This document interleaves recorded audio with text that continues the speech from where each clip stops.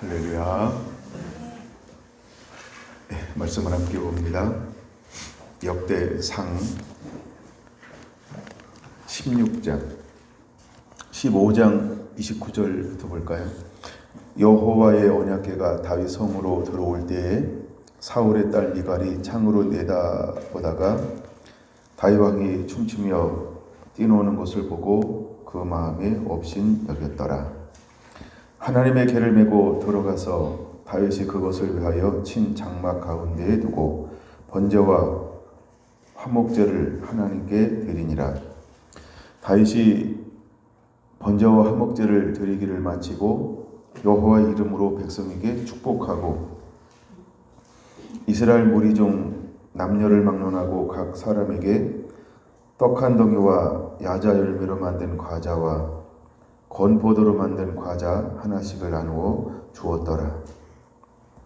또 레위 사람을 세워 여호와의 궤 앞에서 섬기며 이스라엘 하나님 여호와를 칭송하고 감사하며 찬양하게 하였으니 아삽은 우두머리요 그 다음 스가랴와 여히엘과 스므라못과 여히엘과 맏디디아와 엘리압과 분하야와 오베데돔과 여히엘이라. 비파와 수금을 타고 아삽은 재금을 힘있게 치고 제사장 분하야와 야하시엘은 항상 하나님의 언약궤 앞에서 나팔을 부니라. 아멘. 자, 오늘은 다윗의 장막 33번째 시간입니다. 소제목으로는 장막 은밀한 곳으로, 장막 은밀한 곳으로 이렇게 제목을 잡았는데 이것은 시편 25편, 27편 5절에 있는 말씀입니다. 시편 27편 5절에 있는 말씀입니다. 이제 시간 되면 시편으로 넘어갈 거예요. 그래서 제목은 장막 은밀한 곳으로.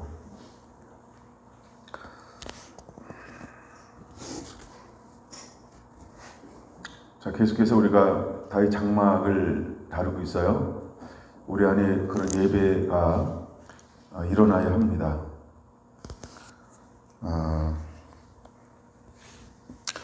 자, 오늘 역대상 16장은 이제 다윗이 드디어 법궤를 가지고 왔어요.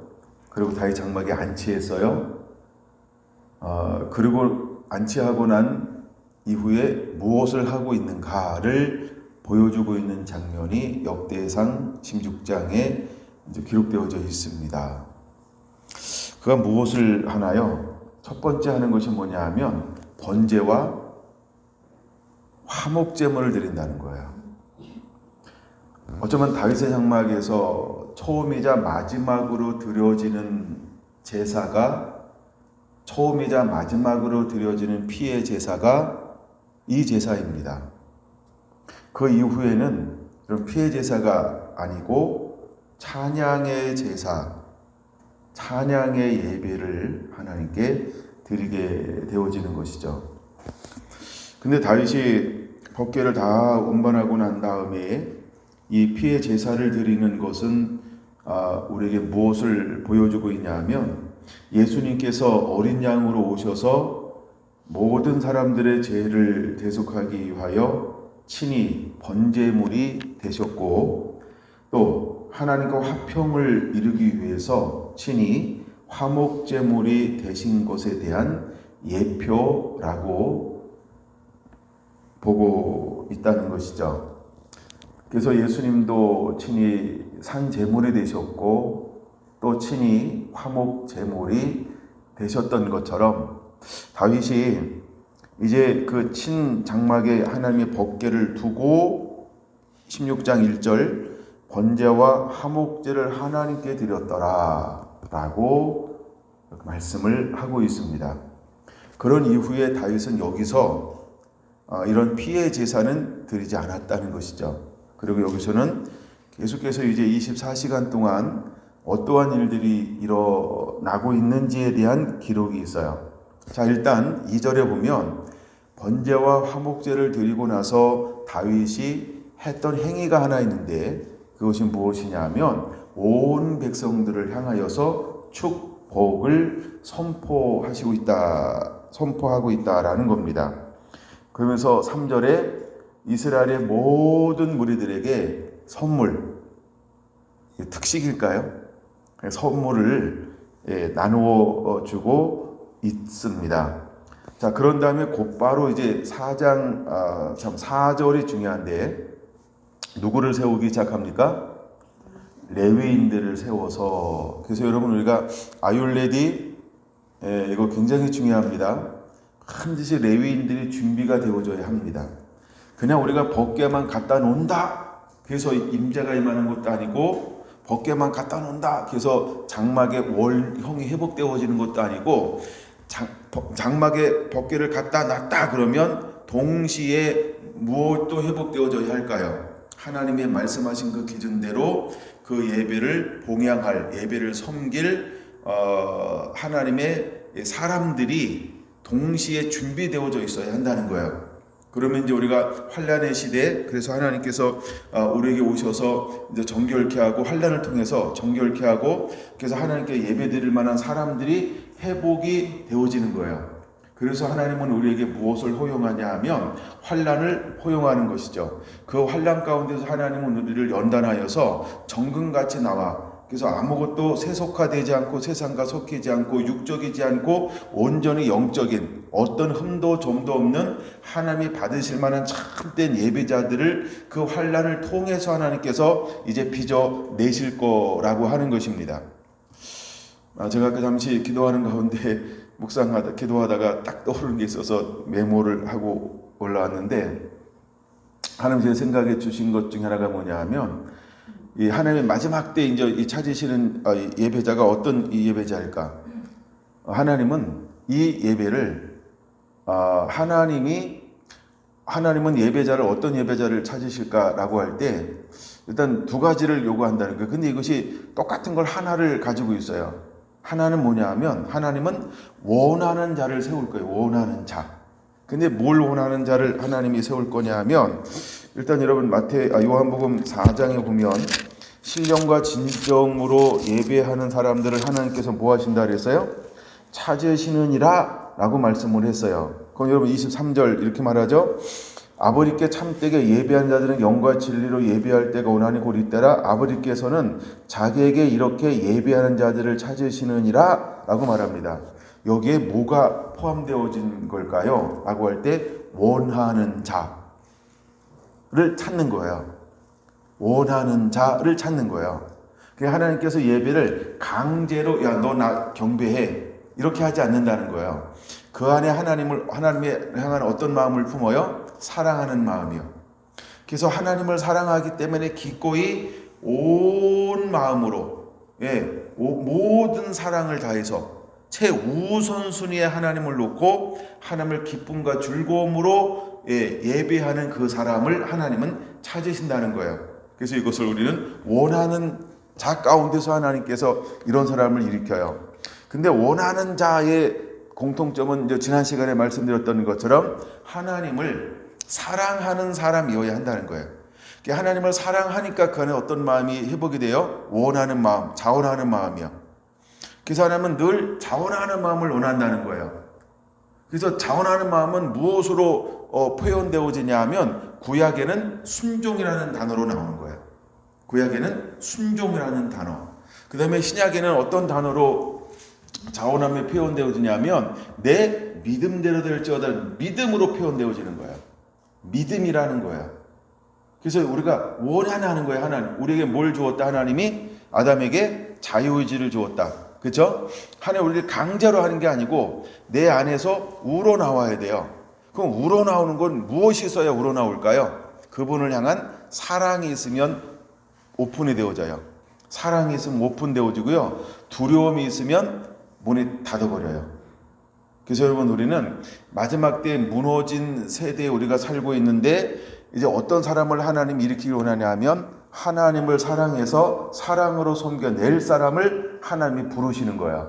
그래서 지난 시간에 말씀드렸던 것처럼 이제 마지막 때 하나님께 우리에게 새 계명을 주실 것인데 하나님을 사랑하는 자, 또 누구를 사랑하는 자? 이웃을 사랑하는 자. 하나님이 이런 사람들을 찾고 또 찾으실 거라는 거예요. 그래서 여러분 우리 안에 실패했던 것처럼 보였던 그 실패가 아니지만 그래서 그 베드로와 12 제자가 연단 받음을 통해서 그 안에 무엇이 만들어졌을까요? 하나님을 향한 갈망, 하나님을 향한 절실함. 그 실패하고 낙담되어 있는 것처럼 보이지만 사실은 뭘 못 봐서 낙담된 것처럼 실패한 것처럼 각기 제 길로 간 것처럼 보였을까요? 근데 예수님께서 오셔서 다시 그를 콜링하죠. 그 다음에 오른쪽으로 던지라고 할 때 그 153마리의 고기를 걷어내죠. 그리고 저게 선자가 예수가냐라고 할 때 베드로는 수영에서 나오죠. 그리고 그들을 향하여 예수님께서는 뭐라고 말하는 거예요? 시몬아, 요한의 아들 시몬아, 내가 다른 사람보다 나를 더 사랑하느냐? 라고 할 때 내가 당신을, 주님을 사랑하는지를 주께서 아시나이다 라고 하는 그 마음속에 이제 무엇이 회복된 걸까요? 이제는 그 어떤 것에도 바꾸지 않을 자원함이라는 이게 믿음인 거예요. 이게 순종인 거예요. 그것이 무엇을 통해서 만들어졌어요? 각기 제 길로 내려갔던 실패한 것처럼 보이는 연단, 그 고난, 그 고통을 통해서 이제 제자들 가운데 무엇이 회복되어지는 걸까요? 결코 나는 변치 않으리, 결코 나는 변치 않으리. 그 마음이 제자들의 마음속에 그대로 회복이 되어진 거예요. 그래서 예수님이라는 그 소리를 듣고 어떻게 했습니까? 그렇죠? 달려올 수 있었던 것은 뭐냐 하면 그 예수님이라고 하는 그 가정, 그 며칠의 가정을 통해서 제자들 가운데서는 마지막으로 이 당금질 되어지는 그런 시즌을 보내게 되어진 거죠. 그래서 그들 안에 하나의 무엇이 만들어졌냐 하면 예수님을 향한 원함, 간절함, 그분을 향한 간절함들이 제자들 가운데 만들어졌다라고 하는 겁니다. 여러분, 때때로는 우리가 실패한 것처럼, 낙담한 것처럼, 시험 든 것처럼, 무너진 것처럼, 넘어진 것처럼, 상처받은 것처럼 그렇게 보일 수 있어요. 그렇게 보일 수 있어요. 또 실제로 그렇게 보여. 그래서 수많은 오해를 날 수 있을 거예요. 그러나 여러분, 그 어떤 사람의 오해를 두려워하지 마세요. 할렐루야. 그러니까 우리가 사람들에게 때로는 반응에 그렇게, 또 내가 실제로 그렇게 내려간다 할지라도 그게 예수님이 고난을 통해서 뭘 배웠다? 순종을 배웠던 것처럼 제자들은 각기 제 길로 가는 것을 통해서 무엇을 마지막으로 하나님이 이루시고 있는 걸까요? 그렇죠? 변치 않는 그 사랑의 마음을 깨어지고 상함을 통해서 예수님은 그 제자들 가운데 만들어질 거에 대해서 뭐예요? 알고 있었던 거죠. 그래서 그들에게 무엇을 허용합니까? 각기 제 길로 가는 것을 허용하는 거예요. 그래서 예수님께서 뭐라고 말씀했어요? 내가 너희들보다 먼저 갈릴리로 갈 것이다. 그럼 예수님께서 갈릴리로 간 이유는 뭘까요? 다시 어둠의 땅, 그렇죠? 낭망의 땅, 멸시의 땅, 거기서 사역하기 위해서 가셨나요? 그거 아니죠. 누굴 만나러 간 거예요? 목적이 분명한 거예요. 제자들을 다시 이제는 콜링하기 위해서 가신 거예요. 처음에 콜링할 때는 이제 함께함에 대한 콜링이었어요. 그러나 두 번째 콜링은 무엇을 위해서 가신 걸까? 이제는 사역으로, 이제는 함께하는 시즌이었다고 한다면, 이제 두 번째는 성숙한 너희들을 통해서 이제 내가 하나님의 나를 통해서 이루었던 이것을 바톤을 너희에게 넘겨줄 것이다 하면서 바톤을 넘겨줄 마지막 그 작업을 하기 위해서 예수님이 갈릴리로 찾아가셨다라고 하는 거예요. 여러분, 우리 안에도 이런 일들이 일어나게 될 거라는 것입니다. 여러분, 우리 안에도 이런 만남이 일어나야 할 줄로 믿습니다. 그래서 우리 안에 어떤 마음이 이제 뜨겁게 일어나야 하냐 하면, 이제 내가 다시 어떤 그 주님의 은혜가 임하고 또 다시 불붙는 그 또 예수님께서 찾아와서 만난다고 한다면, 이제 나는 그분을 위해서 큰 분을 위하여 살 것이다라고 하는 이런 자원함이 그 상함과 깨어짐과 각기 제 길로 갔던 마치 무너진 것처럼 보이는 그 속에서 마지막 당금질을 통해서 이제 툭툭 털면서 나오게 될 거라는 것입니다. 여러분, 우리 안에 이런 과정들이 일어나게 될 것을 기대하시기 바랍니다. 할렐루야. 그래서 그 어떤 것도 바꿀 수 없고, 그래서 그 무엇도 끊어버릴 수 없는 그 사랑이 어디서 만들어지는 거예요? 거기서 만들어지는 거예요. 뭘 통해서? 상함을 통해서. 엠마오로 가는 그 도상에서 거기서만 만들어지는 거라고 하는 것입니다. 할렐루야. 여러분 그 끈끈한 사랑이, 그래서 하나님 우리 안에 그것을 통해서 어떤 마음이 일어나면 결코 나는 변치 않으리, 결코 나는 물러서지 않으리 하면서 온전한 헌신이 자원함으로 이제 일어나게 될 거라고 하는 것입니다. 여러분 이사야 55장에 보면 예수님께서 우리에게 무엇을 말씀하고 있냐면 값없이 돈 없이 와서 사 마시고 먹으라 라고 이렇게 말씀하고 있죠. 이사야 55장 1절입니다. 한번 볼게요. 오호라 너희 모든 목마른 자들아 물로 나오라. 돈 없는 자도 오라. 너희는 와서 사 먹되 돈 없이 값없이 와서 포도주와 젖을 사라. 그럼 여기서 와서라고 하는 사람 누가 올까요? 여기서 뭐가 중요하냐면 원하는 자라는 거예요. 원하는 자가 이걸 와서 소유할 수 있다는 거예요. 그럼 원한다라고 하는 말이 내가 뭐라고 표현했어요? 구약에는 순종이라는 단어다. 신약에서는 믿음이라는 단어다. 그럼 순종하는 자는 그 안에 뭐가 있다는 거예요? 원합니다. 이런 게 있는 게 내가 원하는 거예요. 자원하는 거예요. 자유의지를 통해서 마음을 오픈한 거예요. 믿음으로 행한다. 이건 뭘 뜻하는 거예요? 내가 마음을 열고 원한다라고 하는 이런 의미가 있는 거예요. 그래서 예수님께서 하나님께서 그냥 우리에게 이 말씀을 하지 않고요. 원하는 자는 와서, 그래서 원하는 자는 오라는 거예요.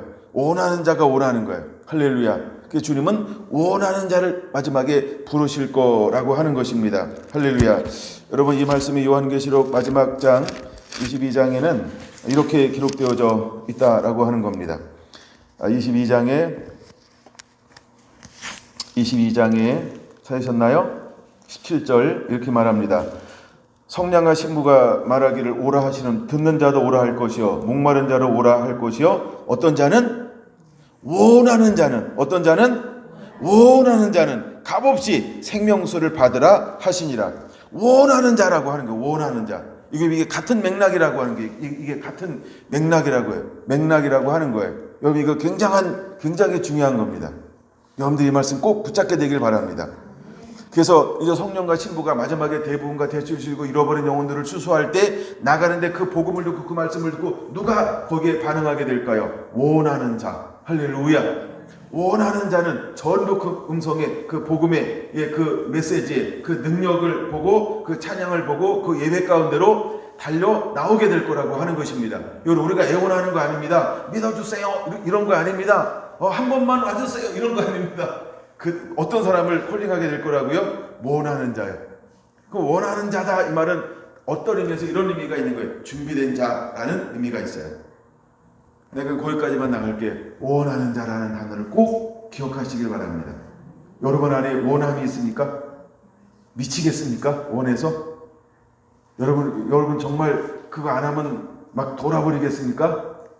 예? 그게 원함이라는 거예요. 원함이라는 거예요.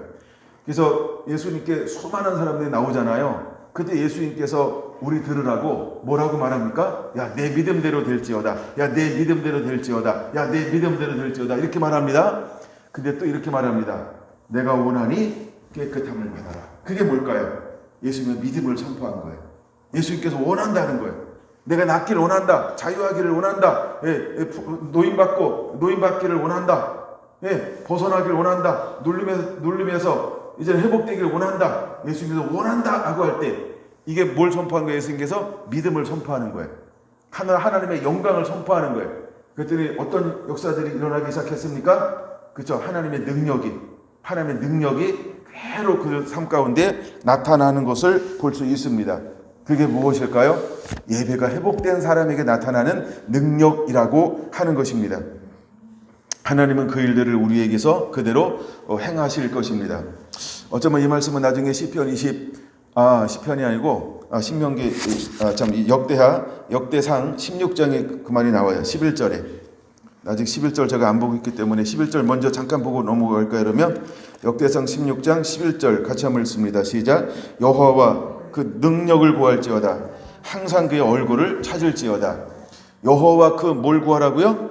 능력을 구할지어다. 그 능력이라고 하는 거예요. 능력. 그래서 우리 안에 예배가 회복되어지면 우리 안에 예배가 회복되어지면 예배의 사람들을 통해서 하나님께서는 무엇을 드러내는 통로로 사용하실까요? 하늘의 능력이요. 그래서 예수님께서 성령을 받고 나갈 때 그때부터 예수님을 통해서 무엇이 나타나기 시작합니까? 능력이 나타나는 거예요. 그 능력이 나타나는 것을 신약성경은 뭐라고 기록하고 있냐면 표적과 이적과 기사와 능력, 이것으로 표현하고 있는 것입니다. 그럼 예수님 안에 무엇이 회복되어진 거예요? 하나님의 임재가 있어요. 하나님의 임재가 있어요. 하면 영광이 회복되어졌어요. 영광이 회복되어서 그 영광을 가지고 운반하니까, 영광을 가지고 사역의 현장으로 나아가니까, 영광을 가지고 어둠 가운데로 나가니까, 영광을 가지고 메마른 곳으로 나가니까 그 가운데 무엇이 풀어지는 거예요? 하나님의 능력이 풀어지는 거예요. 능력이 풀어지니까 나타나는 현상이 고침받는 거예요. 고침받는 거예요. 자유하는 거예요. 노임받는 거예요. 회복되어지는 거예요. 치유받는 거예요. 할렐루야. 그래서 너희는 능력을 구할지어다 라고 할 때 그 능력이 실제로 이렇게 나타납니다. 그 다음에 두 번째 무엇을 구하라고 말하고 있어요? 하나님의 얼굴을 구하는 자마다 라고 말하고 있어요. 아니다. 너는 얼굴을 찾을지어다. 제가 위아래 왔다 갔다 했어요. 여호와의 얼굴을 찾을지어다. 얼굴을 찾는다라고 하는 건 뭐냐 하면 너는 오직 초점을 하나님께만 두라 이 말이에요. 초점을 오직 하나님만 구하라 이 말이에요. 왜? 모든 능력은, 모든 은혜는 누구로부터 나온다? 그분으로부터 나온다. 그래서 하나님의 얼굴을 구하라 라고 지금 이건 뭐 하는 내용 중에 하나예요. 모세가 이제 모세래. 다윗이 장막을 만들어 놓고 감사하며 하나님 앞에 찬양을 드리는 내용 중에 나오는 한 대목이라고 하는 거예요.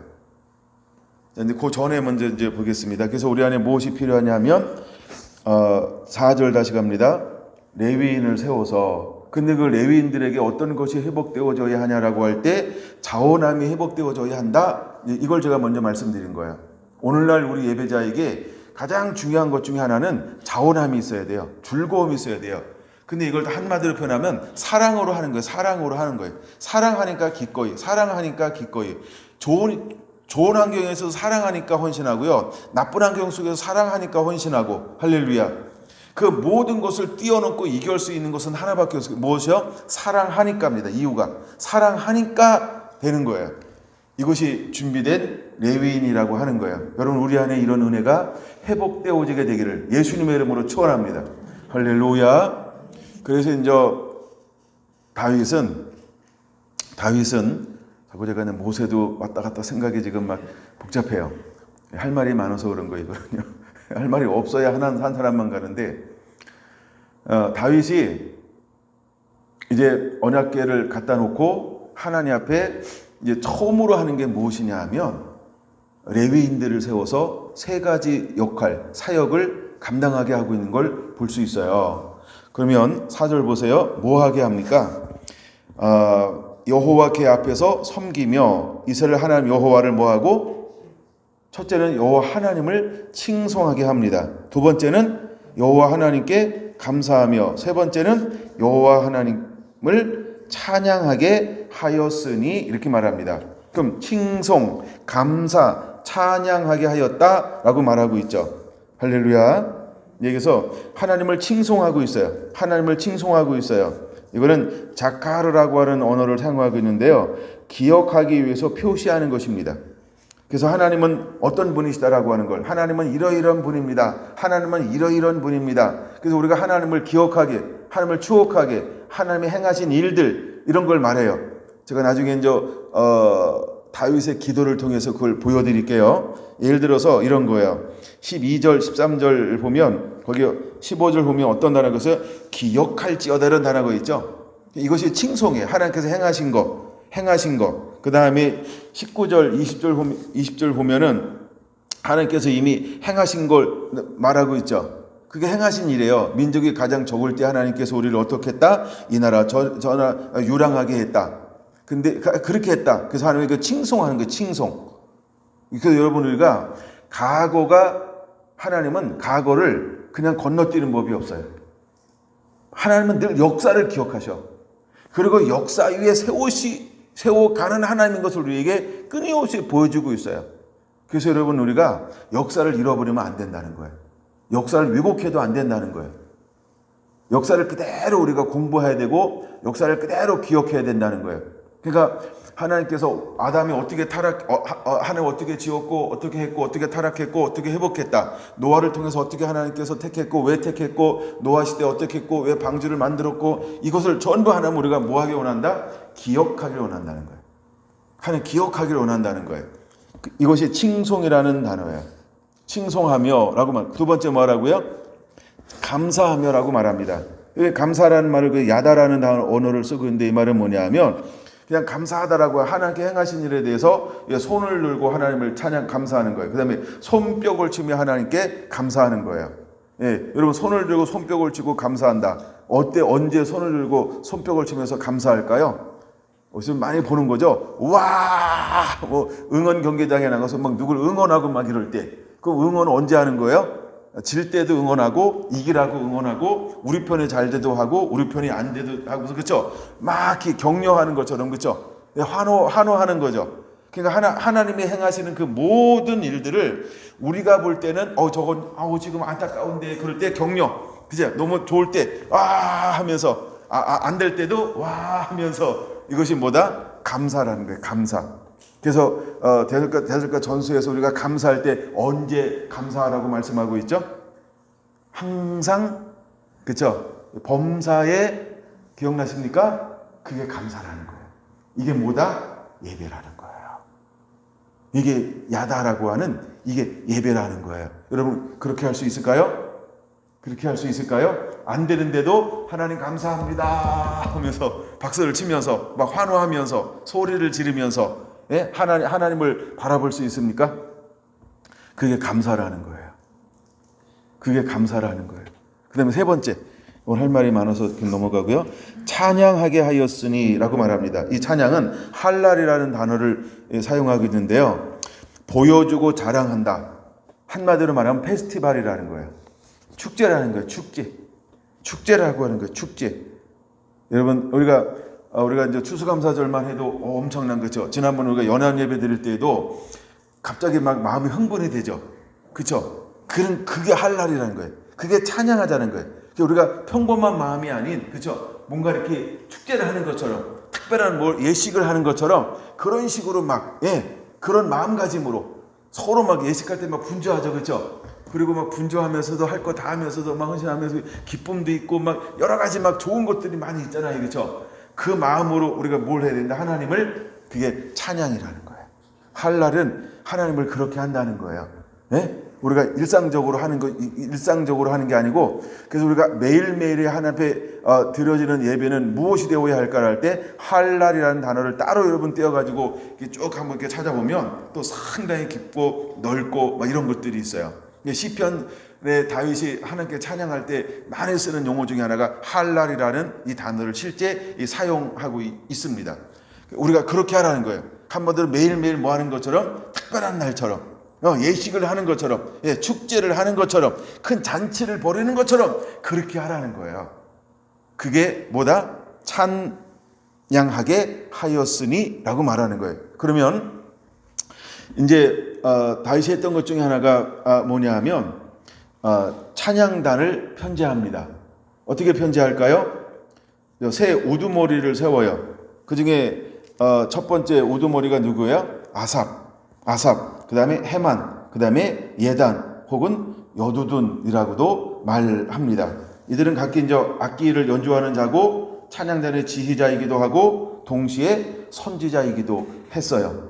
근데 이들은 다 레위의 세 아들 게르솜과 고핫과 무라리의 각 가문을 대표하는 사람들이기도 합니다.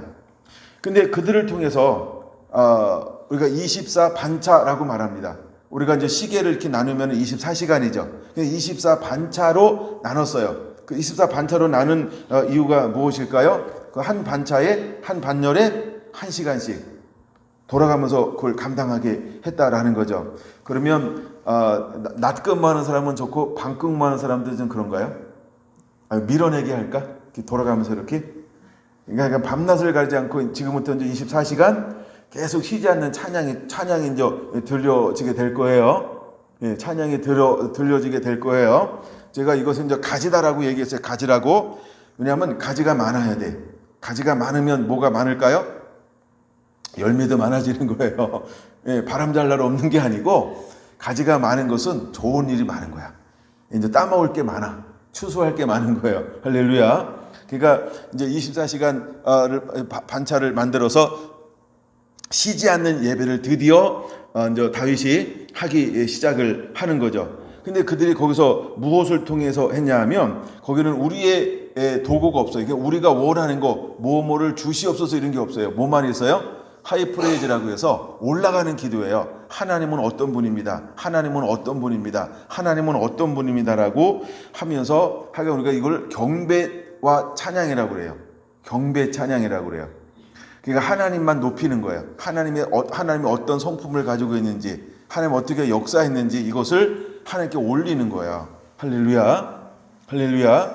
그 이제 우리의 기도 중에 하나가 이런 기도가 있잖아요. 주시옵소서, 주시옵소서, 주시옵소서 이 기도요.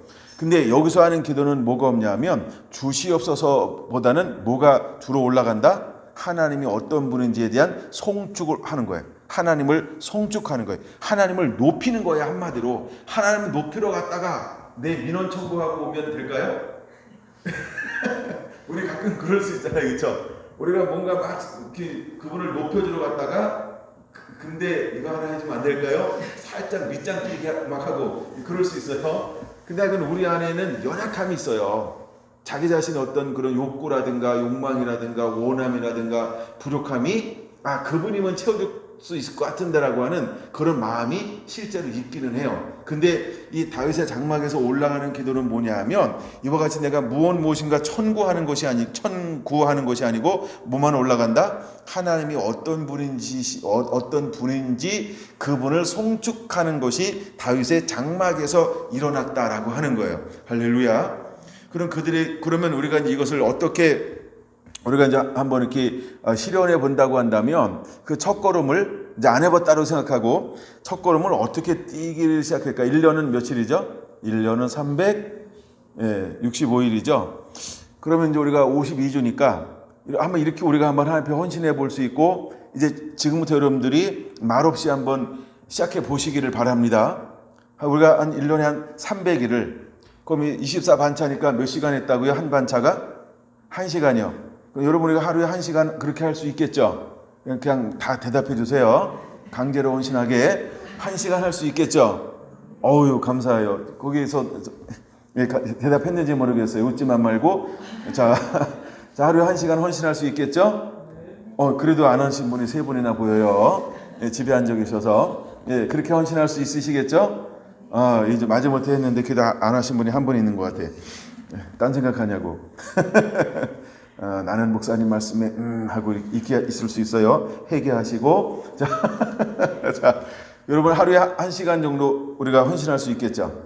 그러면 그 1시간을 우리가 어떻게 꾸밀 것인가. 일단 여러분들이 한번 해봐야 돼요. 한 1년에 한 300일 정도만 한번 헌신해 보세요. 우리가 소리 소문 없이 1시간도 여러분 그냥 혼자 할 수도 있잖아요. 안 되나? 그러니까 일단 한번 해보세요. 일단 한번 시작을 한번 해보세요. 그래서 300일 동안 하루에 1시간을 그냥 하나님 앞에 찬양과 경배만 올릴 수 있어요. 거기는 다른 게 들어가는 게 아니에요. 그냥 하나님을 찬양과 경배로 올리는 거예요. 내가 찬양과 경배를 할 줄 모른다 그러면요. 찬송가를 피면 앞에 1장에서 제가 몇 장까지 안 찾아보고 내려왔는데 경배 찬양이 있어요. 그렇죠? 그러면 1장만 해. 1장에서 한 20장이나 50장까지 앞에 있는 것 중에서 내가 참 드리고 싶은 거 좋아하는 거 있잖아요. 아니면 모르는 거 빼고 아는 거. 아니면 이번 기회에 한번 찬양을 배워보시죠. 모르는 거. 요즘에 반죽이 다 있어요. 그렇죠? 어플 깔면 다 있고요. 찾으면 다 나와요. 핑계대지 말고 새로운 찬양을 배워가면서 함께 들으시면 좋을 것 같아요. 그래서 그 찬양을 1시간만 매일매일 드린다고 생각해 보세요. 그걸 우리가 한 달 해요. 한 달이면 며칠이죠? 24일이에요. 주일 빼고 26일인가요? 이래가지고 이렇게 쭉 한번 해본다고 생각해 보세요. 그럼 이것이 내가 100일 했다. 그럼 내 삶 가운데 뭐가 많이 이제 묻어나기 시작할까요? 그럼 두 가지 현상이 일어나요. 하나는 때 빼고 두 번째는 광이 나기 시작해요.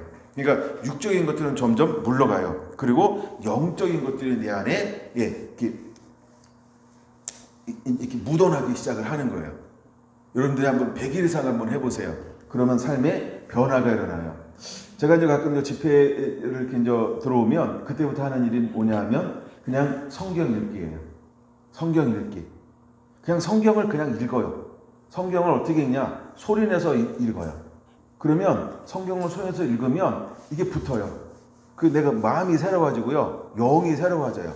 예. 그리고 나중에 이제 가면요. 그걸 통해서 막 하는 은혜를 부어주시고 하여간 뭔가 더 전에 이렇게 내가 노는 것보다는 말씀을 막 읽고 하나님을 찬양하고 막 이러잖아요. 그러면 이 열리는 게 달라요. 여러분 해보세요. 그리고 실제로 여러분들의 일상생활 속에서도 소리 내서 하는 게 좋은데 그냥 내가 어떤 청구함의 기도가 아닌 하나님을 높이는 것을 많이 하세요. 높이는 걸 많이 한다라고 했을 때 우리가 두 가지를 한번 해볼 수 있어요. 첫째, 만약에 우리가 1시간 한다 그러면 1시간에 찬양만 할 수 있어요. 하나 찬양. 절대 거기서는 내 것 구하고 집에 돌아가지 마. 1시간 지나고 나서 60분 1초부터 여러분 거를 구해도 괜찮아. 예? 이제 내 반차 끝났으니까. 내 당번 끝났잖아요. 내 당번 끝나고 비번일 때 초과 근무는 괜찮아. 예? 초과 근무는 괜찮아요. 근데 제가 지금 다윗의 장막을 이야기하는 24 반차를 이야기하다가 얘기를 하는 거예요. 그래서 우리가 하나님께 그 내가 당번이 되어서 24시간을 어떤 1시간을 하게 헌신하고 봉사한다고 할 때 이 찬양단이 무엇을 했냐는 거예요. 하나님이 하나님에게 그분의 성품을 그냥 찬양하는 거예요. 선하심을 찬양하고 인자하심을 찬양하고 거룩하심을 찬양하고 자비하심을 찬양하고 온유함을 찬양하고 뭐 양선함을 찬양하고 충성됨을 찬양하고 능력의 하나님을 찬양하고 존귀하신 하나님을 찬양하고 어미하신 하나님을 찬양하고 신실한 하나님을 찬양하고 하여간 이런 선하신 하나님을 찬양하고 막 이렇게 하나님의 성품을 계속 찬양하여 올리는 거예요. 그런 하나님을 찬양하는 거예요. 그럼 내가 그걸 잘 모르겠다라고 하면 그때 도움되는 게 시편이라는 거예요. 왜? 시편을 쭉 누가 썼어요? 그렇게 하나님 앞에 이 집을 운영했던 누구요? 다윗이요. 그래서 제가 이제 이거 시작할 때 한번 시편 읽으세요라고 말씀을 드렸잖아요. 굉장히 도움될 거예요. 그런 시편은 50번까지 있어요. 그럼 하루에 와가지고요. 그냥 한 장을 1시간 읽고 가요. 아, 그럼 저기 딴 생각하고 그럴까? 알았어요. 그러면요. 1시간 동안 소리내서 읽을 수 있을 것만큼 많이 읽는 게 중요하지 않아요. 그냥 1시간 동안 하나님을 계속 찬양하고 가는 거야. 아니면 와서 1시간 동안요. 그냥 하나님을 계속 찬양만 하고 가요. 찬양. 경배 찬양만 하고 가요. 예? 예? 경배 찬양만. 그래도 여러분들이 최소한 100일 이상 지나잖아요. 그러면 어제의 내가 아니고 새로운 내가 돼 있을 거예요. 할렐루야. 할렐루야. 이렇게 하면 우리가 삶의 변화를 주어야 합니다. 그래서 제가 한번 생각해봐요. 첫째는 우리가 1시간을 헌신한다는 거, 1시간. 한 300일 정도. 365일 헌신하자 그러면 혹시 또 저기 뭐 바쁜 날도 있을 거고, 그렇죠? 그러니까 1년에 300일을 헌신하는데, 여러분들이 약간 이것을 1시간을 헌신하는데, 크게 두 종류로 난다면, 1시간은 찬양하는 시간, 1시간은 말씀을 읽는 시간이에요. 근데 찬양하는 시간도 반드시 소리를 내서 찬양해야 돼. 감상하면 안 돼요, 이때는. 네? 이때는 감상하는 개념이 아니야. 이걸 내가 영어로 얘기하면 더 명확한데, 제가 영어를 잘 못하니까. 그래서 예배라고 하는 것은 섬기다라는 의미가 있어요. 섬기다라고 하는 거. 네, 그래서 우리가 이제 서먼트, 서비스 어떤 이런 단어가 있어요. 그런 것처럼 우리가 하나님을 섬기는 거야. 그럼 섬긴다라고 할 때 가장 예배할 때 중요한 것 중에 하나가 뭐냐 하면 이제 다윗의 장막을 만들어 놓고 제사장들이 반열 24 반열을 나눠서 침묵으로 찬양했다 이런 거 없어요. 다 소리를 발성을 내는 거예요. 발성. 그래서 1시간 동안 하는데 30분을 그냥 찬양을 올리는 거예요. 근데 찬양이 뭐 이렇게 옆으로 가는 찬양 뭐 이런 거 말고 올리는 찬양, 경배 찬양을 주로 하는 거예요. 경배 찬양. 여러분 경배 찬양이 뭔지 아시죠? 감 잡으셨어요? 네, 그래서 경배 찬양 모르면 개인적으로 찾아오셔야 돼요. 그다음에 두 번째 할 게 뭐냐면 그냥 성경을 소리내서 읽어요. 왜? 말씀 자체가 어마어마한 능력이에요. 믿습니까? 그래서 1시간을 제가 이렇게 일단 한번 표현해 볼게요. 1시간 때워봐. 1시간 떼어봐. 1시간만 그렇게 꾸준하게 해보세요. 그럼 1시간 하기가 쉬울까요? 어려울까요? 처음에 되게 힘들어요. 1시간이. 시계 몇 번씩 보면서 하고 막 그럴 거예요. 막 한 10분 했는데 막 한 30분이 다 간 것 같고 막 그럴지 몰라요. 막상 하다 보면 배가 언제 제일 고픈지 아세요? 그 음식 하려면 그때가 제일 고파요. 평상시 때 멀쩡하다고요. 그 음식만 하면 막 갑자기 막 먹고 싶은 게 막 목록이 막 생각난다. 그런 것처럼 막상 딱 시작하잖아요. 그 이 생각이 갑자기 막 착각을 막 하게 만들어 착각을. 그래서 일단은 막 인내를 가지고요. 인내를 가지고 버텨내야 돼. 견뎌내야 돼. 예? 그래서 물도 갖다 놓고 하여간 방해되는 모든 요소를 제거하고 예, 그다음에 핸드폰은요. 비행기 모드로 해놔. 제가 지금 녹음하잖아요. 그럼 무슨 모드로 해놨을까요? 비행기 모드요. 어떤 때 전화가 와가지고요. 그래가지고 제가 웬만하면 올라오고 말할 때는 그 녹음 기능은 다 돼 그래도 비행기 모드가 딱 되면요 전화벨은 울리지가 않아요. 아시나요? 예, 그래서 약간 그렇게 해놓고 세상을 완전히 차단시켜 버려야 돼요. 그리고 1시간 내가 온전히 예를 들어 그냥 1시간 온전히 찬양해도 너무 좋고요. 그게 좀 그렇다 그러면 반을 딱 나눠가지고요 30분은 찬양하고 30분은 말씀을 읽어요. 그러면 내 기도는 없네요? 그 내 기도 없는 거야. 왜 내 기도 하려고 그래, 거기서? 거기는 내 기도 하는 시간이 아니야. 뭐 하는 시간이에요? 그냥 하나님만을 송축하는 시간이에요. 여기, 할라라는 시간에 하나님만. 근데 여기 이제 세 가지가 나왔잖아요. 첫째, 뭐가 나왔어요? 칭송하고, 그 다음에 감사하며 찬양하게 하였으니, 이렇게 나왔어요. 근데 이 세 가지를 우리가 함께 하다 보면 우리는 아직 이것이 습관이 안 됐어요. 그래가지고 자꾸 이거 하다가 뭐가 쑥 들어갈까요? 천국 기도가 90%가 되고 하나님께 올리는 건 10%밖에 안 될 수 있어. 그러니까 아예 첫 번째 100일 동안은 우리가 좀 훈련을 좀 해야 돼. 야, 한 번도 안 해봤다 생각하고, 예? 안 해봤다 생각하고 지금 내가 얘기하는 거예요. 근데 이렇게 하는 게 굉장히 좋을 수 있어요. 하여간 알아도 시키는 날 한번 해보세요. 하여간 우리가 지금부터 100일 동안은 어떻게 하냐면 그냥 찬양하세요. 찬양 1장부터 쫙 해요. 이렇게 1장부터. 1장이 뭐죠? 만복의 근원이에요? 맞아요. 만복의 근원이에요. 만복의 근원 하나님.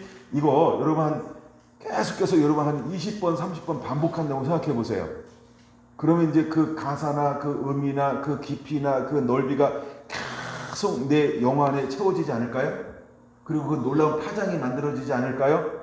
그 다음에 만복의 근원이라고 깊이 묵상해야 되지 않을까요? 뭐 몇 줄 안 돼, 2줄이잖아요. 그러니까 그 가사가 깊이 다가올 수 있어요.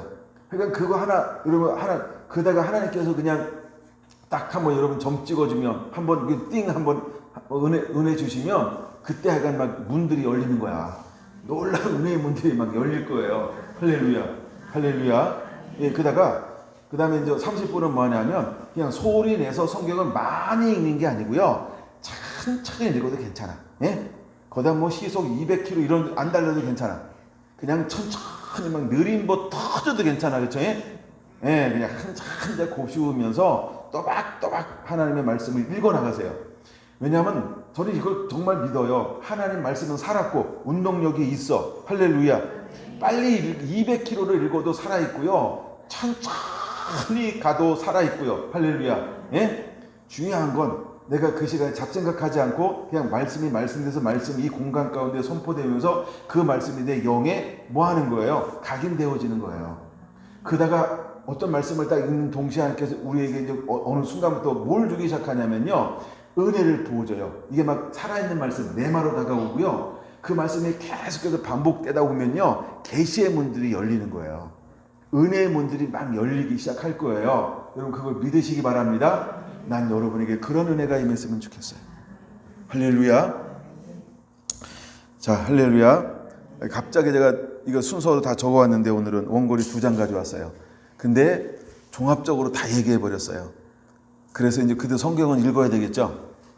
네라고 해주세요. 보기만 하지 말고 안 들리니까. 그들 성경 읽어야 되겠죠? 아이고 감사해라. 여러분들이 원하니까 원하니까 이제 7절부터 36절까지 여러분 들으세요. 제가 찬찬히 한번 읽어볼게요. 이 기도가 어떤 기도냐면 이제 다윗이 장막을 다 이렇게 이제 그 하나님의 법궤를 갖다 놓고 백성들을 축복하고 사람들을 세우고 난 다음에 다윗이 제일 먼저 한 뭐냐면 감사의 찬양이라는 거예요. 감사의 기도라고 하는 거예요. 그럼 도대체 다윗은 어떻게 기도했을까? 궁금해요? 궁금하지 않아요? 여러분 500원 나중에 다 청구해서 받아가세요. 궁금하신 분이니까. 네, 없으면 1,000원짜리 줘야 돼, 사모님. 그래서 이건 여러분 진짜 주세요 청구하면. 네, 그리고 그거는 저기 공금해서 주세요. 매일 용돈은 사적인 돈으로 나가는 거지만, 그래서 이게 감사의 기도예요. 그러니까 다윗은 도대체 어떻게 하나님께 감사 기도했을까? 이걸 제가 오늘 몇 번 읽어봤거든요. 하여간 여러분들로 어떤 마음이 들지 나도 몰라요. 또 내 마음하고 다 다르니까. 그러니까 한번 들어보실래요? 네. 그날에 다윗이 아삽과 그의 형제들을 세워 먼저 여호와께 감사하게 하여 이르기를 너희는 여호와께 감사하며 그의 이름을 불러 아뢰며 그가 행하신 일을 만민 중에 알릴지어다. 그에게 노래하며 그를 찬양하고 그의 모든 기사를 전할지어다. 그의 성호를 자랑하라. 여호와를 구하는 자마다 마음이 즐거울지로다. 여호와와 그 능력을 구할지어다. 항상 그의 얼굴을 찾을지어다. 그의 종 이스라엘의 후손 곧 택하신 야곱의 자손 너희는 그의 행하신 기사와 그의 이적과 그의 입의 법도를 기억할지어다. 그는 여호와 우리 하나님이시라. 그의 법도가 온 땅에 있도다. 너희는 그의 언약 곧 천대의 명령하신 말씀을 영원히 기억할지어다. 이것은 아브라함에게 하신 언약이며 이삭에게 하신 맹세이며 이는 야곱에게 세우신 율례 곧 이스라엘에게 하신 영원한 언약이라. 이르기를 내가 가나안 땅을 내게 주어 너희 기업의 지경이 되게 하리라 하셨도다. 그때 너희 사람 수가 적어서 보잘것없으며 그 땅에 객이 되어 이 민족에게서 저 민족에게로 이 나라에서 다른 백성에게로 유랑하였도다. 여호와께서는 사람이 그들을 해하기를 용납하지 아니하시고 그들 때문에 왕들을 꾸짖어 이르시기를 나의 기름 부음 받은 자에게 손을 대지 말며 나의 선지자를 해하지 말라 하셨도다. 온 땅이여 여호와께 노래하며 그의 구원의 구원을 날마다 선포할지어다. 그의 영광을 모든 민족 중에 그의 기이한 행적을 만민 중에 선포할지어다. 여호와는 위대하시니 극히 찬양할 것이요 모든 신보다 경외할 것이요 만국의 모든 신은 헛것이나 여호와께서는 하늘을 지으셨도다. 존귀와 위엄이 그의 앞에 있으며 능력과 즐거움이 그의 처소에 있도다. 여러 나라의 종족들아 영광과 권능을 여호와께 돌릴지어다. 여호와께 돌릴지어다. 여호와 이름이 합당한 영광을 그에게 돌릴지어다. 제물을 들고 그 앞에 들어갈지어다. 아름답고 거룩한 것으로 여호와께 경배할지어다. 온 땅이여 그 앞에서 떨지어다. 세계가 굳게 서고 흔들리지 아니하는도다. 하늘은 기뻐하고 땅은 즐거워하며 모든 나라 중에는 이르기를 여호와께서 통치하신다 할지로다. 바다와 거기에 충만한 것이 외치며 밭과 그 가운데 모든 것은 즐거워할지로다. 그리할 때에 숲 속의 나무들이 여호와 앞에서 즐거이 노래하리니 주께서 땅을 심판하러 오실 것임이로다. 여호와께 감사하라. 그는 선하시며 그의 인자하심이 영원함이로다. 너희는 이르기를 우리 구원의 하나님이여 우리를 구원하여 만국 가운데서 건져내시고 모으사 우리로 주의 거룩한 이름을 감사하며 주의 영광을 더 높이게 하소서 할지어다. 여호와 이름의 하나님을 영원부터 영원까지 송축할지로다 하매 모든 백성이 아멘하고 여호와를 찬양하였더라. 아멘. 할렐루야. 여러분, 이것이 다윗의 기도였다는 거예요. 이것이 다윗의 기도 찬양이었다는 거예요. 여러분, 우리가 어떻게 하나님께 기도할까? 어떻게 하나님께 찬양할까? 그러면 이거 가지고 한번 해보세요. 그러면 이거 가지고도 우리가 여러 번역본들이 있죠. 쉬운 번역 있고 새 번역도 있고, 그렇죠? 예, 하여간 여러 번역이 있어요. 어플 찾으면 다 나와. 그래서 여러분들이 한번 이걸 다양한 버전으로도 한번 이렇게 이걸 찬양해 보세요. 만약에 처음에 내가 하나님 어떻게 찬양할지 모른다 그러면, 야, 이 다윗이 찬양했던 거, 다윗이 다윗의 장막을 만들어 놓고 백성들을 축복하고 사람을 세우고 제일 먼저 봉헌하에 올렸던 찬양은 무엇인가? 이거 한번 그대로 해보고 싶지 않아요? 이게 다윗이 했던 거야. 그렇게 하나님의 마음을 품었던 다윗도 어떻게 찬양했어요? 이렇게 해요. 그럼 여러분, 우리가 다윗의 모형을 한번 배워보고 싶지 않나요? 이거 그냥 한 번, 두 번으로 끝나는 게 아니고 한번 여러분들이 정말 오랜 세월 동안 이거 그대로 한번 해봐도 좋을 것 같아요. 예, 다른 것이 아니고 그냥 이걸 뭐 하나 이게 무슨 뜻인가 뜻을 찾는 게 중요하잖아요. 일단은 다양한 번역으로 아니면 그냥 이 개역 개정으로 계속 하나님을 그냥 찬양해 보세요. 똑같이. 그럴 때 여러분에게 하나님이 직접 오셔서 은혜를 부어주실 거예요. 할렐루야, 할렐루야. 그런 은혜가 있게 되기를 예수님의 이름으로 축원을 드립니다. 아멘. 그 다음에는 시편 27편으로 넘어갑니다. 자, 이제 시편 27편으로 넘어갔다 올게요.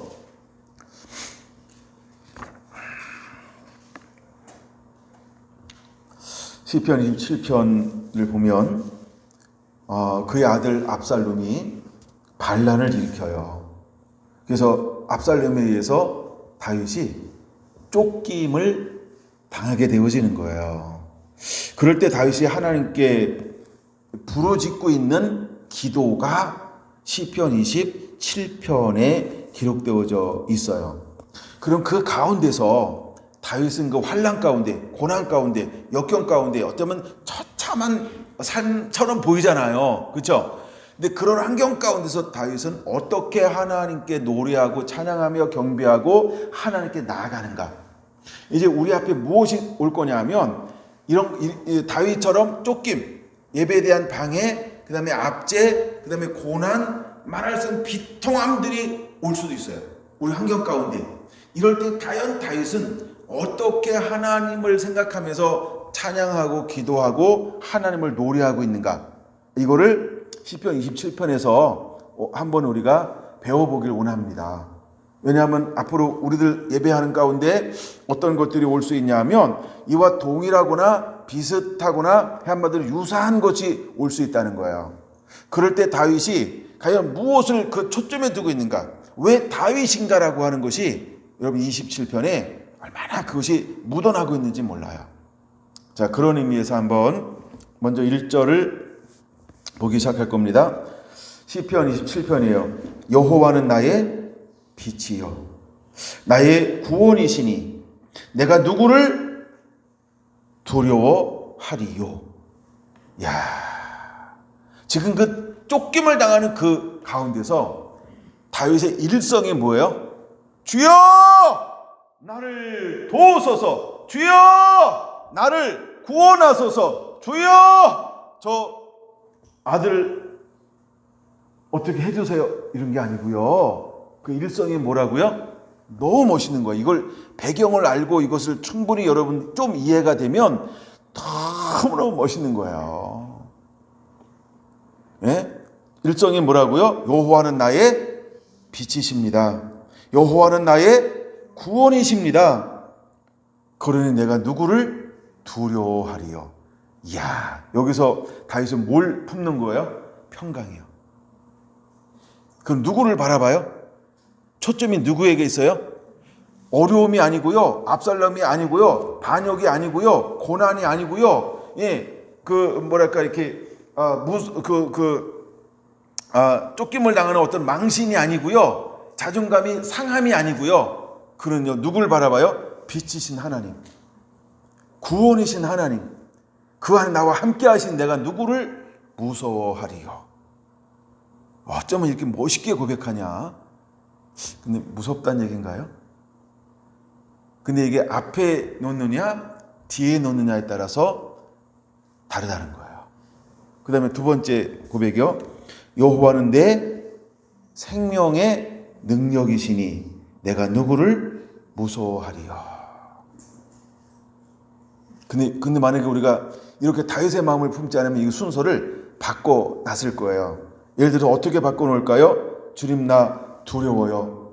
주님은 나의 빛이요 나의 구원이시니 나를 두려움에서 건지소서. 어쩌면 이렇게 했을 거예요. 이걸 또 바꿔놓는다고 하면은 주님 나 너무 무서워요. 내 생명을 취하는 저 압살롬이 너무 무서워요. 주여 내 생명을 도우소서. 남 지켜주소서. 어쩌면 이렇게 바꿔놓았을 거예요. 근데 다윗은 그 초점에 무엇을 놨어요? 그럼 여기서 우리가 배워야 할 게 있다고 한다면 똑같은 상황이지만 내가 그 두려움과 무서움이 먼저냐 아니면 두려움과 무서움 속에서도 나와 함께 하신 그 하나님을 먼저 이 두려움과 무서움을 다스리고 정복하고 지배하고 이 하나님을 먼저 앞에 놓을 것이냐, 어디에서? 내 마음에서, 내 고백에서. 이것이 다르다고 하는 거예요. 여러분 안에 이제는 앞으로 어떤 것이 우리에게 다가온다 할지라도요, 두려움이나 무서움이 더 큰 것이 아니고 무엇이 더 우리에게 큰 분이 되어야 할까요? 빛이신 하나님, 구원이신 하나님, 생명이신 하나님이, 할렐루야. 여러분 그런 은혜가 임하게 되길 원합니다. 그 다음에 2절 이렇게 말하죠.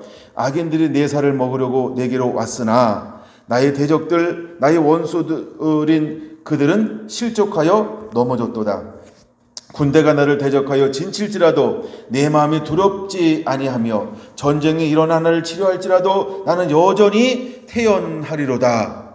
그러면서 그 가운데서 4절이 초점 중에 하나라고 사람들이 많이 이야기하죠. 4절이 왜 초점인지를 보면 그냥 알아요. 내가 여호와께 바라는 한 가지 일, 그것을 구하리니.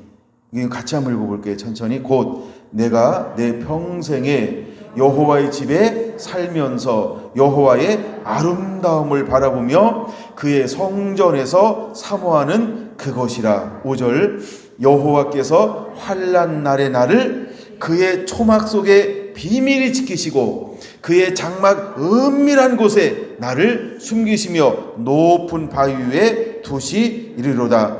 이제 내 머리가 나를 둘러싼 내 원수 위에 들리리니 내가 그의 장막에서 즐거운 제사를 드리겠고 노래하며 여호와를 찬송하리로다. 할렐루야.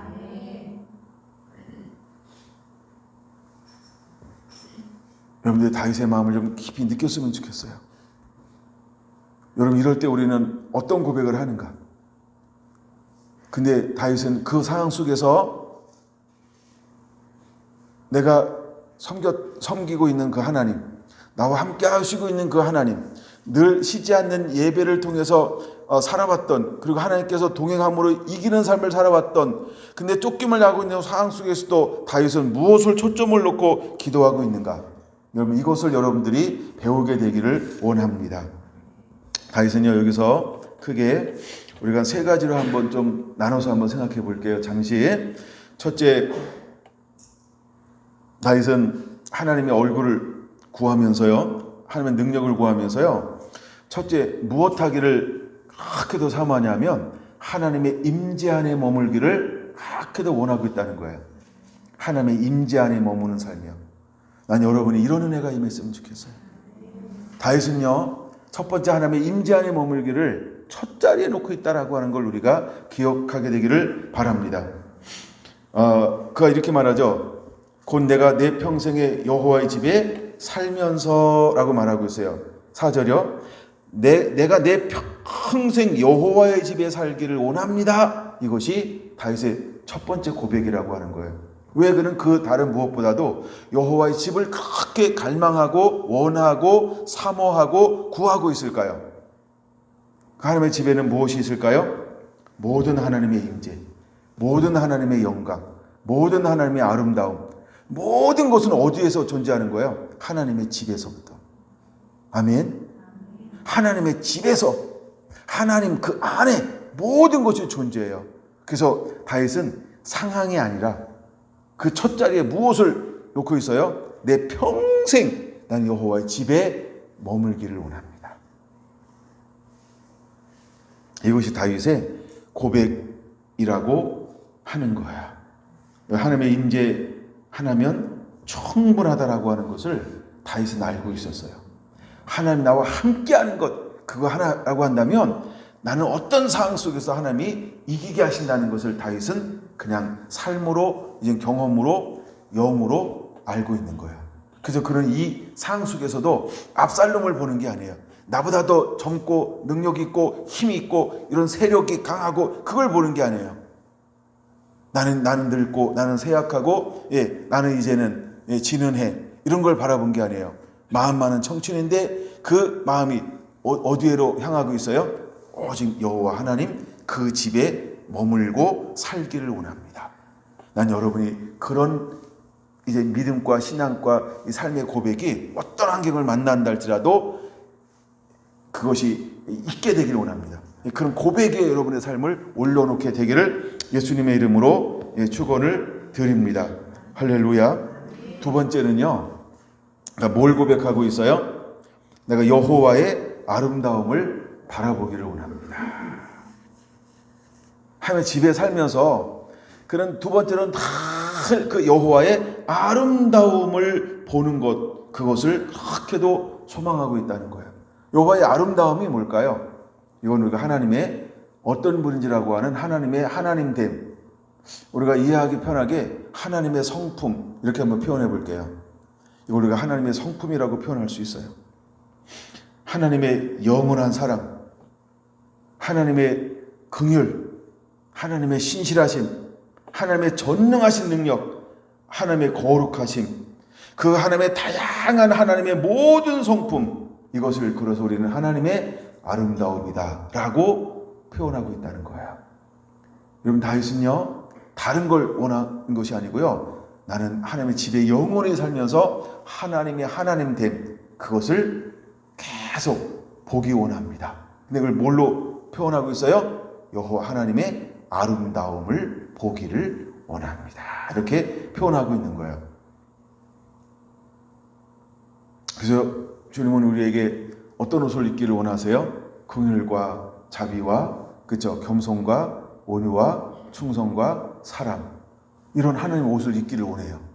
우리가 베드로전서 베드로후서 1장에 보면 신의 성품에 참여한 자가 되라 라고 말하죠. 믿음의 덕에 지식의 절제를, 절제의 인내를, 인내의 경건을, 경건의 형제 우애를, 형제 우애 사랑을 공급하라 하면서 끊임없이 우리가 하나님의 성품으로 우리도 자라나기를 하나님은 원하고 있어요. 이런 것처럼 이제 다윗은요 다른 거를 우선하지 않고요 하나님의 아름다움을 끊임없이 보기를 원한다는 거예요. 그러면 하나님의 거룩하심이 어제의 거룩함이 아니고요 또 다른 거룩함, 더 깊어진 거룩함, 더 넓어진 거룩함, 더 높아진 이 거룩함, 더 확장된 거룩함, 끊임없이 하나님이 하나님됨을 끊임없이 추구하고 있는 것이 다윗이었다는 거예요. 어떤 상황 속에서도 쫓김을 당하는 그 상황 가운데서도, 그 두려울 것 같은, 그 무서울 것 같은 이런 상황 속에서도 다윗의 초점이 어디로 가 있어요? 그렇죠. 오직 하나님께만 초점이 가 있어요. 마음을 빼앗기지 아니하고. 그 고백이 시편 27편의 고백이라고 하는 거예요. 그냥 오직 한 가지 일, 그것을 구하리니. 그게 원띵이에요. 난 한 가지만 구하겠다는 거예요. 내가 하나님의 집에 영원히 살면서, 평생을 살면서 하나님의 아름다움을 바라보기를 원합니다 라고 말입니다. 우리가 갈라디아서 5장 22절에 보면 성령의 열매라고 있죠. 그러니까 끊임없이 하나님의 임재 안에서 그럼 무엇을 더 보기를 원하고 있는 고백을 하는 거예요? 그 하나님의 사랑, 그 하나님의 희락, 하나님의 화평, 하나님의 그 오래 참음, 하나님의 자비, 하나님의 그 양선, 하나님의 그 화평, 그 하나님의 온유, 하나님의 그 절제. 이 다윗은요, 끊임없이 하나님에게서 나오는 그런 다양한 성품들을 끊임없이 보고 싶어 한다는 거예요. 여러분 나중에 시간 있으면 요한계시록 4장, 5장에 나오는 그 이제 천군 천사들이 하나님이 어떤 분인지를 찬양하는 노래들이 있어요. 예, 그 이름이라든가 성호라든가 아름다움이라든가 권능이라든가 이런 막 노래예요. 근데 똑같은 이름이 아니죠. 여러분 성경에 하나님의 이름이 수십 개 소개가 되어 있죠. 예수님의 이름이 10여 개 소개가 되어지고 있죠. 이런 것처럼 끊임없이 우리가 하나님의 하나님됨인데 이미 하나님의 공개된 이름이 전부일까요? 나는 그렇게 보지 않아요. 공개되지 않은 또 다른 하나님의 이름이 또 난 여전히 존재한다고 생각이 돼요.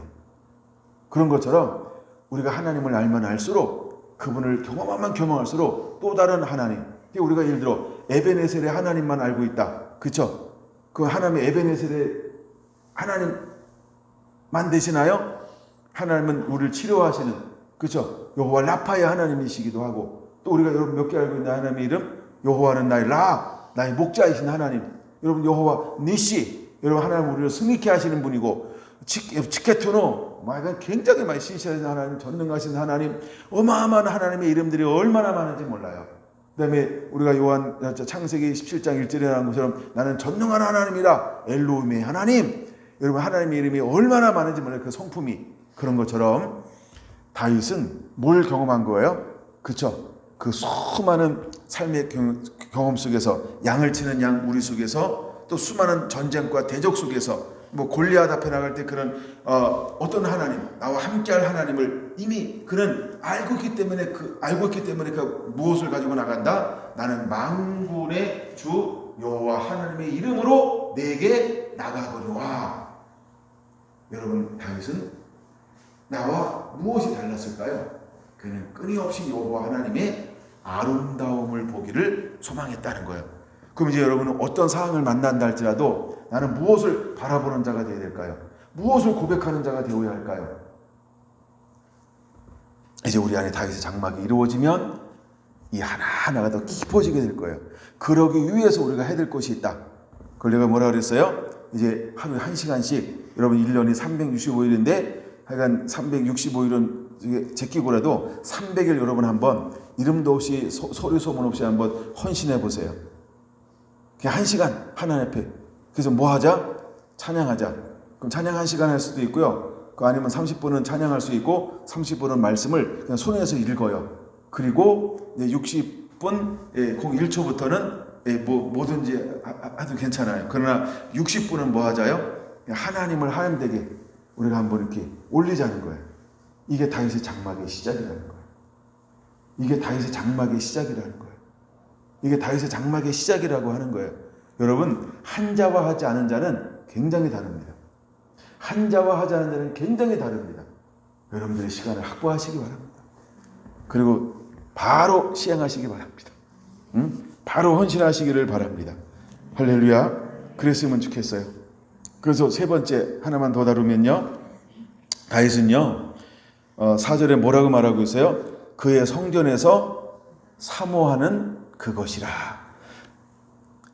여호와께 바라는 한 가지, 내가 그것을 구하려니, 한 가지가 세 가지로 나눠서 지금 얘기한 거예요. 곧 뭐라고요? 내 평생에 여호와의 집에 살면서 여호와의 아름다움을 바라보며 그의 성전에서 사모하는 그것이라 라고 하나님 앞에 압살롬에게 쫓기면서 그 마음의 소원을 하나님께 아뢰고 있는 거예요. 그러면 여기서 말하는 하나님의 성전에서 사모하는 그것이라고 할 때 사모한다 라는 말이 무슨 뜻이 있을까요? 이거 적어 놓으세요. 여쭈어 보고 기다린다, 이런 의미예요. 뭐라고요? 네, 여쭈어 보고 기다린다.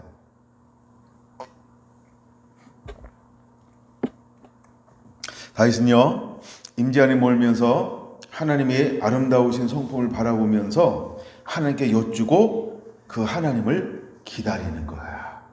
그럼 우리가 이제 다윗 장막에 나가서 내 순서가 왔어. 내 순서가 왔어. 그쵸? 24시간 내 순서가 왔어. 그럼 내가 가서 하나님을 하나님에게 뭐예요?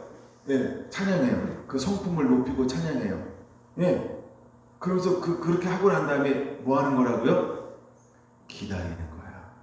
23시간은 뭐 하는 거라고요? 기다리는 거야. 기다리는 거야. 여쭙고 기다리는 것. 이것이 무슨 뜻이다? 사모한다 라는 의미라는 거야. 제가 옛날에 이런 제목으로 말씀을 나눴던 적이 있잖아요. 사울왕과 다윗의 차이점. 사울은 왜 죽었다? 예, 여쭙지 않아서 죽었어요. 근데 다윗은 왕에 대해서 제일 먼저 뭐 했다? 하나님께 여쭈었다라고 하는 거예요. 그 다윗은 뭐가 습관이 되어져 있었어요? 사모하는 거예요. 하나님께 여쭙고 기다리는 거예요. 여쭙고 응답도 안 하는데 내가 나 감동받아서 나 이렇게 했으면 좋겠다. 뛰쳐나가지 않아요. 먼저 분명한 사인을 받아요. 기다리는 거예요. 기다리는 거예요. 그게 다윗의 마음속에 언제나 머물러 있었던 걸 우리가 알아야 돼요. 내가 하나님의 성전에서 사모하는 그것이라. 그 다윗 장막에서 함께 찬양하면서 뭘 기다리는 거예요? 하나님의 뜻이요, 하나님의 음성이요, 하나님의 의지요, 하나님의 나라요, 하나님의 의요. 그래서 다윗 장막은 내 거를 가지고 나가는 장소가 아니라는 거예요. 내 것을 이루기 위해서 나가는 장소가 아니라는 거예요. 그래서 제가 1시간 딱 근무하고 1시간 근무 땡 끝나고 나면 그때 여러분 거 살짝 하든지 하든 그건 여러분 한번 해보세요. 물론 그거 필요하지 않다는 게 아니에요. 지금은 왜? 지금 내가 다윗의 장막을 다루고 있기 때문에 그렇게 좀 과도하게 이야기하는 거예요. 그래서 다윗의 장막을 뭐 하는 것이냐면 그냥 하나님의 집에서 내가 평생에 여기 살면서 하나님의 아름다움을 바라보는 거예요. 예? 근데 하나님의 아름다움을 바라봐야 되는데 갑자기 거기다가 나는 이래요 하고 그거를 그런 거 섞는 게 아니라는 거예요. 그리고 나는 여호와의 집에 성전에서 그냥 사모하는 그것이라. 뭐 내가 바라는 것 한 가지. 이 의미를 여러분들이 깨닫게 되면 이제는 다윗의 장막을 시작하는 그 첫걸음이 놀라운 변화가 일어나게 될 거라고 저는 믿습니다. 그러면서 오늘 제목을 제가 그 다음 절에서 이제 가져왔어요. 5절 봅니다. 여호와께서 환난 날의 나를 그의 초막 속에 비밀히 지키시고. 초막이 뭐예요? 장막이죠. 그럼 장막 속에 나를 비밀히 지킨다. 이건 여러 가지가 의미가 있는데 하여간 다 간략하고 간단하게 한번 하나만 생각해 봅시다. 하나님의 임재 안에 나를 숨기소서. 하나님의 품에 나를 숨기소서. 그 다음에 두 번째 뭐라고 그가 기도하고 있어요? 여호와께서 환난 날에 나를 그의 장막 은밀한 곳에 나를 숨기시옵소서. 나를 장막 은밀한 곳에 숨기라는 거야. 그러면 세상의 환난이 나를 찾아낼 수 있을까요? 나를 해할 수 있을까요? 없다가 답입니다. 그렇죠? 아까 이제 그 역대상 16장에도 다윗의 고백 속에서도 그런 기도가 하나 나오긴 해요. 하나님이 우리를 모든 환난 가운데서 내 삶의 장막에 회복된 삶을 살면 하나를 5절같이 하실 거예요. 근데 다윗은 이것을 뭐 하고 있어요? 이렇게 해달라고 하나님 앞에 놀이하고 있는 걸 볼 수 있어요. 그다음에 세 번째, 높은 바위에 두시리로다.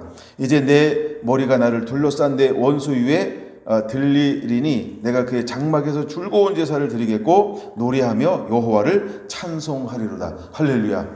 이제 하나님의 나를 그렇게 안위하게 지키시고 보호하시니까 나는 여전히 뭘 멈추지 않겠다는 거예요.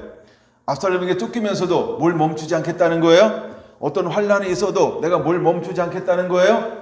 어떤 방해가 있다 할지라도 내가 뭘 멈추지 않겠다라고 하는 거예요. 예배요.